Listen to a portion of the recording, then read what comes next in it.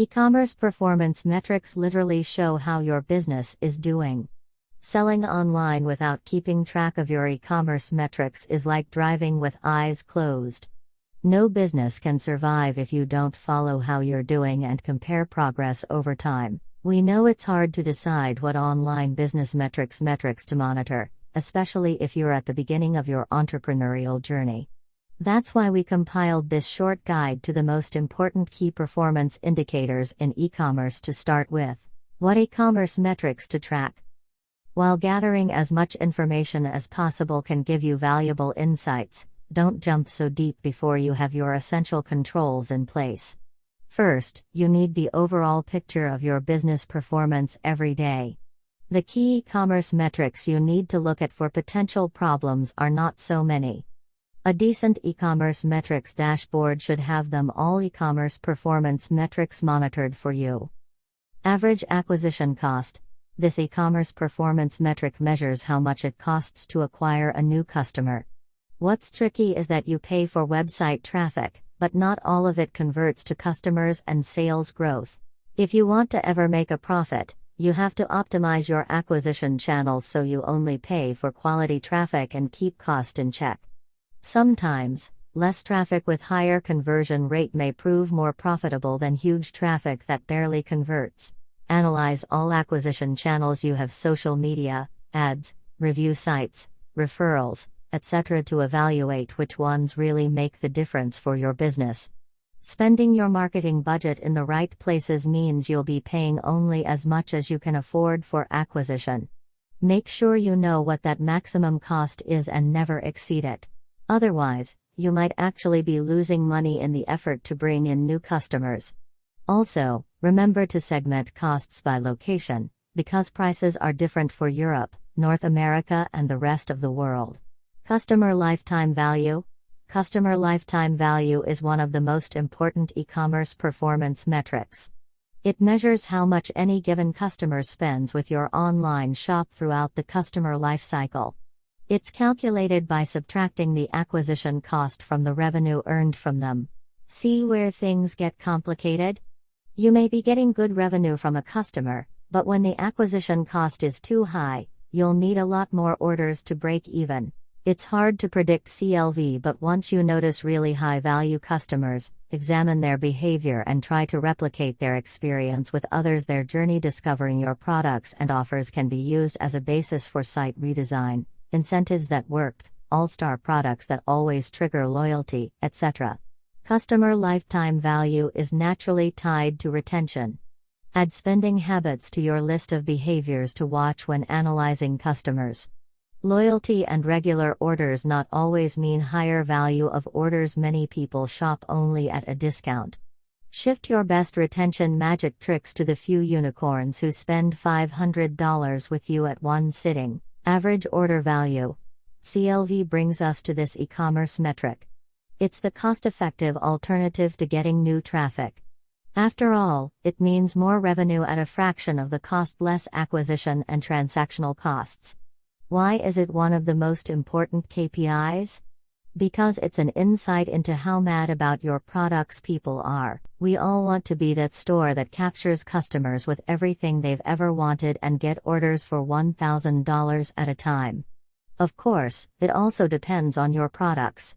In the general case, though, it's important to monitor average cart value from different acquisition channels and geolocations, as well as products that usually drive order value up, products that require regular maintenance, and accessories or bigger/bundled packs. Some of the bulletproof ways to increase average order value include bigger/bundled packs, selling add-ons or services, gamification/bonus schemes/loyalty programs, mix and match offers, retention rate and share of repeat customers, the number of customers you manage to keep as returning. It's measured by calculating how many customers acquired in a certain past period of time came back after that to purchase more. Returning customers are far more profitable than acquiring new ones. The acquisition is not cheap, and those returning customers pay off their acquisition cost times over. How can you influence it? People have to be happy with your product and service to come back, as simple as that. If they completed an order once, your sales funnel worked with them once, that's a good indicator for flow, functionality and so on, but it doesn't mean they'll come back. You're not done with the sale. Delivery times need to be kept as promised and shipping conditions should be top-notch. Then the product must be what they ordered. Don't ever believe you can get away with it. And follow up on customers' satisfaction. What can you do better next time? Awesome experience. Make them feel special and appreciated will help your brand name stay on top of their mind. Also, use baits that will make switching cost higher and hook them to you: loyalty programs, maintenance, accessories, personal expert advice, flexible delivery, and whatever else is suitable your products. If they get additional value out of shopping from you, they'd be less willing to switch. Retention closely impacts average customer lifetime value and therefore profitability. The better retention, the more profitable customers become. Conversion rate. Probably the most important among all e-commerce metrics. This is how many visitors convert into customers. One of the most common problems of e-commerce entrepreneurs is getting tons of traffic and no sales at all. To give you heads up, the average conversion rate for the e-commerce industry tends to be around 2.5%. Reasons vary: a site design not trustworthy enough, no social proof, high prices for generic-looking products, not qualified leads, not many payment options, etc. Since conversion is basically how successfully you turn visitors into customers, you definitely should analyze the shopping experience you provide with the help of sales funnels. Don't forget that overall conversion rate is one thing, but different segments will have varying rates, too. For a precise analysis, segment conversions by traffic sources, marketing campaigns, location and search keywords. The process of improving this metric is called conversion rate optimization. By looking at your sales funnel, visitor behavior on site, page views and exit pages, you will identify where the problem is and hopefully fix it. All steps along the customer journey to checkout should work smoothly. You lose conversions with every obstacle on the way. In case you're ready to start CRO now, here's a long and thorough checklist by Moz of all steps necessary. By looking at your sales funnel, visitor behavior on site, page views and exit pages, you will identify where the problem is and hopefully fix it.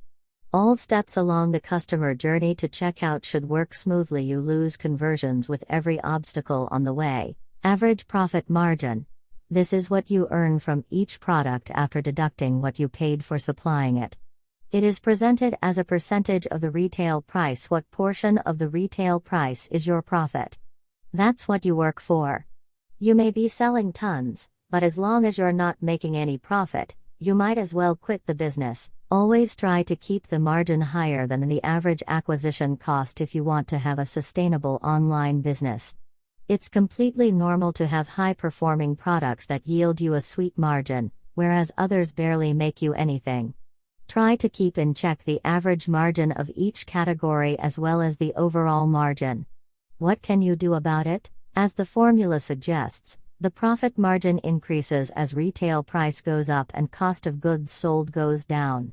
Working upwards with your customers, you can push prices up. Going down the supply chain, you can negotiate a lower cost of goods with your suppliers and earn more without your customers feeling the difference. This move is tied to certain order volumes, though, and can be hard to achieve by smaller businesses. In both cases, it's important to know whether your customers are price sensitive or quality oriented before taking action. Your product mix should be optimized so that you have traffic generators, products that get people in, but usually make lower margins, and high performers that make good margins. You might want to play with bundles. Usually the products in them balance out each other margins. Higher prices sift out the disloyal price-sensitive customers. Lower cost of goods, though, may lead to worse quality of the products and dissatisfaction. You'll have to revisit margin targets set often and reevaluate until you reach sustainable profitability. Cart abandonment rate. On average, 68% of people abandon their shopping cart online. That's gruesome statistic. Top on the list with reasons are unexpected shipping costs. Close second is many people's habit to start checkout to see the full cost for price comparison. Since these two are basically similar, It's a strong indicator your first step in reducing abandonment rate is eliminating hidden costs. Next in order of destructive effect on your conversions are registration needed, people who are just browsing or screen shopping, checkout is not safe enough or too complicated, no free shipping requirements met, shipping costs don't show until later in the process, estimated delivery not fast enough, not many payment options. Refund and return rate. Very important e-commerce performance metrics, especially for smaller brands. It's calculated as the percentage of product returns accepted compared to total sales. Sometimes problems happen and products need to be returned. Not surprisingly, the return rate is highest in the clothing e-commerce. While accepting returns is a must, a high return rate means problems with product quality, customer satisfaction, or lead quality. Returns are costly because they take up twice the time for processing. Every returned item not only cuts down a piece of your revenue but also means an unhappy customer. Segmenting your return rate by products and categories will help you remove underperforming products from your catalog. You don't want to sell bad quality products that disappoint buyers. Even worse, they degrade your brand image and credibility. Dissatisfied customers would freely rant about you on social media. You can kiss their friends goodbye if you wanted to win them over. How can you prevent it? First, make sure your customers see and understand what they're buying and what's the quality. This includes HD photos of the product from different angles, in use, and in perspective compared to human height. For example, materials used described in the product details, exact measurements of models, and what size of clothing they're wearing in the picture. Second, ship what you market. There's barely anything more frustrating than receiving a product of worse quality than you paid for. We've all seen and laughed at the comic photos of clothes that look nothing like the picture on the site. Third, follow up on customers who return purchases and work with their reasons. Finally, be careful with serial returners who use loopholes in return policies and rip you off. As bad as it sounds, there are people who wear clothing items once and return them for a full refund.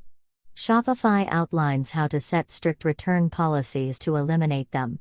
Fewer returns mean the sales you made are final and bring real revenue. What's the point if you make 50 sales and refund 40 of them? You have more happy customers and a strong brand image. Who doesn't want that? Support rate. This measures how many of your visitors and customers need support before purchase. If this KPI is too high, you need to provide more info about your product, return policies, shipping, and so on. More importantly, these people are the active ones who dare reach out to you. But there are many more who just leave without asking questions.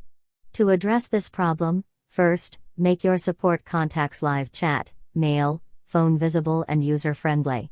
Don't put additional obstacles on the way, it's only hurting your conversions. It's better to talk to someone frustrated and solve the problem than lose them as a client. Another sub-metric is how many people purchase after contacting support. If this rate is higher than your average conversion rate, you're doing a great job helping your customers make a purchase decision. Best performing products and categories, return rate, supported purchases, conversion rate, and a number of other e-commerce performance metrics vary across products and categories. Some products sell more per view, but maybe you don't advertise them on your homepage. This means they don't get enough exposure and sales as a result. That's how you lose potential revenue. Try to look at all of the above-mentioned metrics at least by category, if not by product. Keep your eyes open for the following possibilities: rising stars in the assortment, outdated items nobody is looking for anymore, products mostly ordered together, items inspiring returning customers, etc. This way, you can optimize stock, product pages, and all inherent expenses. How to measure all these e-commerce performance metrics? There's a number of tools you can use to keep an eye on your online business metrics. It's best to use software that allows you to break down each metric by location, device used, campaign, product, and so on. Also, it's important to understand the people behind your orders. Behavior-driven analytics will give you a new perspective of why and how things happen on your e-commerce site.